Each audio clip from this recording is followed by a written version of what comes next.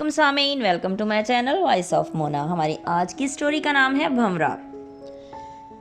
रमेश भूरभन के एक होटल में मैनेजर था। उसकी फैमिली भी करीब ही रहती थी। वो 3 बहनों का अकलौता भाई था।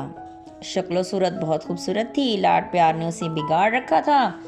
घर अपना था, जॉब भी अच्छी थी। रमेश एक दिल फेंक इंसान था, लेकिन सिर्फ कुछ देर के लिए वो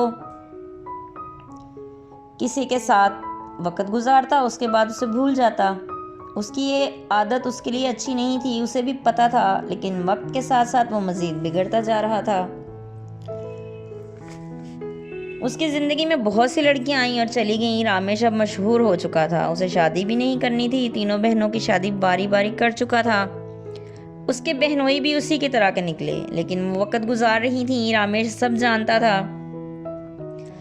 रमेश एक दिन घर से निकला। रास्ते में गाड़ी खराब हो गई। होटल कुछ फासले पे था। वो पैदल ही चल दिया। सामने से एक लेडी चली आ रही थी। वो इतनी खूबसूरत थी कि रमेश जैसे चलते चलते साकित हो गया। वो गुजर भी गई। वो वहीं खड़ा रहा। काफी देर के बाद मोबाइल की बेल से वो होश में आया। उसने इधर उधर देखा। वो तो जा चुकी थी। उसे लगा जैसे उसके अंदर से कुछ चीज निकल गई हो। वो होटल की तरफ चल दिया। आज वो सारा दिन खोया खोया था।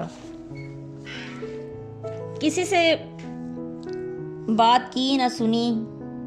बड़ी मुश्किल से वो दिन गुजरा। रात को वो पैदल ही उधर चल दिया। गाड़ी से ही करवाई। घर पहुंचा, लेकिन दिल उदास था। उसने आज खाना भी नहीं खाया था। माँ ने उसकी कैफियत देखकर पूछा कि क्या हुआ। कुछ नहीं, वैसे ही तबीयत ठीक नहीं है। फिर रामेश सो गया। वो ख्वाब में उसे देखकर घबरा के उठ गया। रात के 3 बजे थे। वो बेसुकून हो रहा था। वो सोच रहा था शायद मेरा मकाफात अमल शुरू हो गया है। मैंने जो किया वो मेरे आगे आ रहा है। उसे उसे बेसब्री से सुबह का इंतजार था।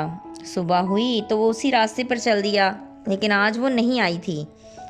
रामेश ने कुछ देर उसका इंतजार किया, मगर बेसूद। वो नहीं आई। अब रामेश रोज उसका इंतजार करता। दिन ब दिन उसकी एक झलक देखने के लिए बेताब हो रहा था, मगर वो दोबारा दिखी ही नहीं। रामेश ने भी वो रास्ता नहीं छोड़ा था। वो काफ़ी कमज़ोर हो चुका था। उसका दिल किसी काम में अब नहीं लगता था। सबने महसूस किया वो काफ़ी बदल चुका था। जो रामेश हर किसी में दिलचस्पी लेता था, वो अब किसी की तरफ देखना भी गवारा नहीं करता था। हंसना तो वो भूल ही चुका था। थक हार के उसे अल्लाह से रुजू करना याद आया और दुआएं मांगने लगा। वो इतना बेकल था कि उसकी आंखें भीग जाती। उस औरत की एक झलक ने उसे उजाड़ कर रख दिया था। वो बेबस हो चुका था। हर वक्त उससे मिलने की दुआ करता। फिर एक दिन वो सुबह घर से निकला तो वो चली आ रही थी। रामेश ने आज उसका पीछा किया। वो उसके घर से थोड़े फासले पर ही रहती थी। वो अपने घर के अंदर चली गई। रामेश वापस होटल चला गया। वापसी पर वो उसके घर से थोड़ा दूर गाड़ी में बैठकर उसके घर की तरफ देखता रहता, लेकिन कोई बाहर नहीं आया। रामेश का एक ही काम था, उसके घर के बाहर इंतजार करना। फिर काफी दिन के बाद उसे वो मिली। आज उसने हिम्मत करके उसे बुला ही लिया। कैसी हैं आप? ठीक, मगर आप कौन हैं? उसकी शक्ल तो प्यारी थी ही, लेकिन आवाज़ उससे भी ज़्यादा प्यारी थी। मैं रामेश हूँ, यहीं करीब रहता हूँ।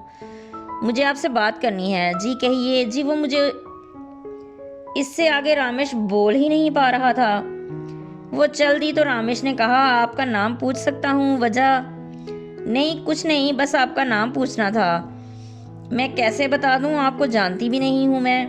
प्लीज़, मैं 8 महीने से आपका वेट कर रहा हूं इसी रास्ते पर, लेकिन क्यों पता नहीं। मैं बेबस हूं। वो ज़मीन पर बैठ गया। ओके, दोबारा आप इधर नहीं आएंगे। मेरा नाम हेज़ल है। नहीं, मैं आपको देखे बिना नहीं रह सकता। शायद मुझे आपसे मोहब्बत है। हेज़ल ने जनाटेदार थप्पड़ रसीद किया। मोहब्बत? पता है तुम्हें क्या होती है? हाँ, अब पता चला है, जब मेरा सुकून तबाह हो गया। मैं खुद को हार चुका हूँ। मुझ पर मजीद जुल्म नहीं करो। मुझे कुछ नहीं चाहिए, सिर्फ आपको नज़रों के सामने देखना चाहता हूँ। मिस्टर रामेश, मैं शादीशुदा हूँ और अपने घरेलू हालात से पहले ही परेशान हूँ। मेरी फैमिली लंदन में है। मुझे आपके जैसा ही इंसान धोखा देकर इधर लेकर आया। मेरा यकीन तो टूट चुका है इंसानियत से। नहीं, ऐसा नहीं हूं मैं। मेरा ख्याल है आप गलत बोल रहे हो। रामेश को याद आ गया कि वो वैसा ही था, लेकिन अब बदल चुका है। हेज़ल की एक झलक ने उसे बदल दिया था। वो खड़ी थी। रामेश ज़मीन से उठ खड़ा हुआ। मुझे आपका नंबर चाहिए। नहीं, मैं नहीं दूंगी। फिर मैं आपको जाने नहीं दूंगा, आपको मुझसे बात करनी पड़ेगी। हेज़ल ने अपना नंबर दिया और बोला कि मेरी ज़िंदगी में पहले ही बहुत परेशानियां हैं, मज़ीद बर्दाश्त नहीं कर सकती। कोई परेशानी नहीं होगी। किस टाइम आपसे बात हो सकती है? किसी वक्त भी। ओके, मैं आज रात को बात करूंगा।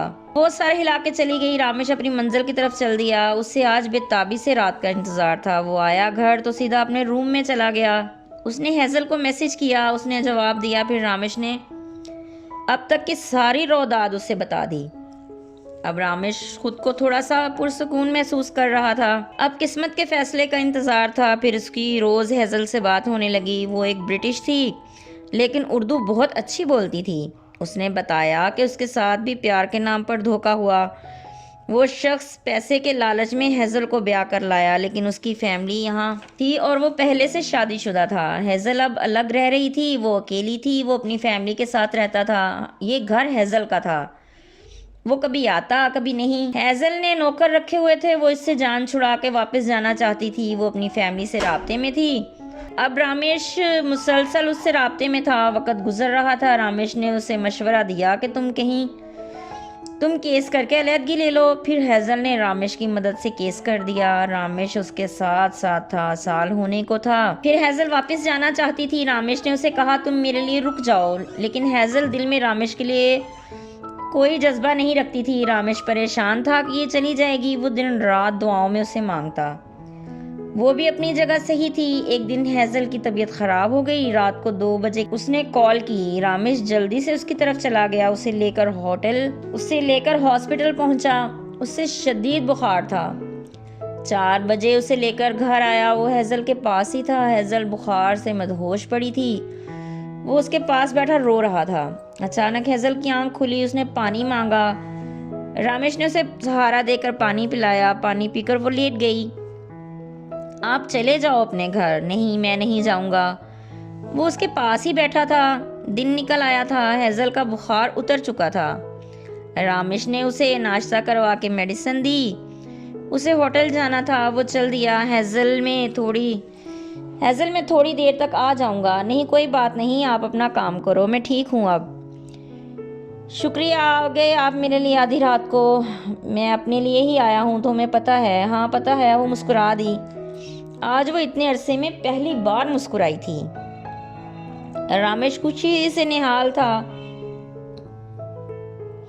उसने आगे बढ़ के हेज़ल को गले लगा लिया। फिर होटल चला गया। दोपहर तक वो दोबारा हेज़ल के पास वापस आ चुका था।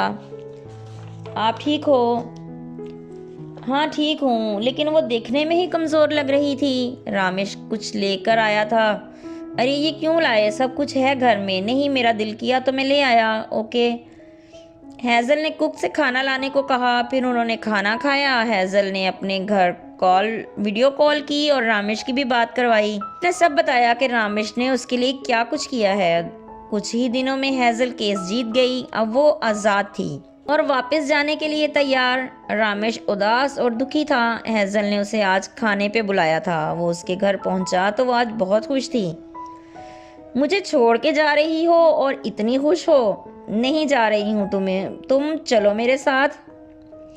मेरा मुल्क घूम के आ जाना। दिल करे तो रह जाना वहाँ। वहाँ किसके साथ रहूँगा? मेरे साथ। वो ज़ोर से हंस दी।